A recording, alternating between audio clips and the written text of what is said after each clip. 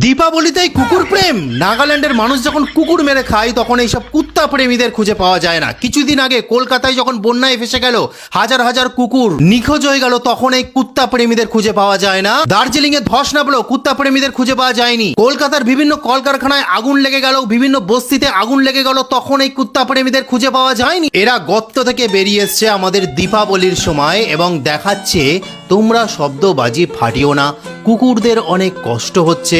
কিভাবে দেখাচ্ছে দুপুরবেলায় পাঁঠার মাংস দিয়ে ভাত খেয়ে কচমচ করে পাঁঠার মাংস চিবিয়ে বিকেল বেলায় রাস্তায় বেরিয়ে বলছে তোমরা শব্দবাজি ফাটিও না, কুকুরদের কষ্ট হচ্ছে।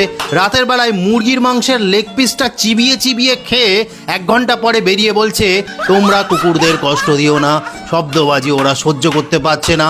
সকালবেলায় 5 ভাজা ডিম পোস্ট দিয়ে আচ্ছা করে ভাত রুটি মেখে খেয়ে একটু পরে বেরিয়ে বলছে আহারে কুত্তাগুলো কি কষ্ট পাচ্ছে গো দীপাবলির সময়। এদের দ্বিচারিতা দেখুন, যখন 25শে ডিসেম্বর আসবে রাতে যখন শব্দবাজি ফাটবে তখন এরা কেউ বলবে না আহারে কুত্তাগুলো কি কষ্ট পাচ্ছে। যখন 31শে ডিসেম্বরের রাত এবং 1লা জানুয়ারি আসবে, যখন শব্দবাজিতে পুরো ভারতবর্ষ পশ্চিমবঙ্গ সহ বিভিন্ন জায়গায় হ্যাপি নিউ ইয়ার পালন করা হবে, তখন এইসব কুত্তা প্রেমীরা বলবে না কুকুরদের কষ্ট দিও না। এ কেমন পশু প্রেম যেখানে একদিকে ছাগল মুরগি মাছ এইসব প্রাণীদের হত্যা করে থালায় সাজিয়ে নিয়ে তুমি খাচ্ছ, আর আরেকদিকে বলছো কুকুরদের কষ্ট দিও না। স্বামী বিবেকানন্দ বলেছিলেন জীবে প্রেম করে যেই জন সেই জন সেবিছে ঈশ্বর। তিনি কি শুধু কুকুরের কথা বলেছিলেন নাকি সমস্ত জীবের প্রতি দয়া প্রেম দেখানোর কথা বলেছিলেন? কোনটা? পশ্চিমবঙ্গের বুকে যখন ভয়ঙ্কর আমফান ঝড় হলো, যশ ফেনী ঝড় হলো, তখন তোমাদের কুকুর প্রেম কোথায় ছিল?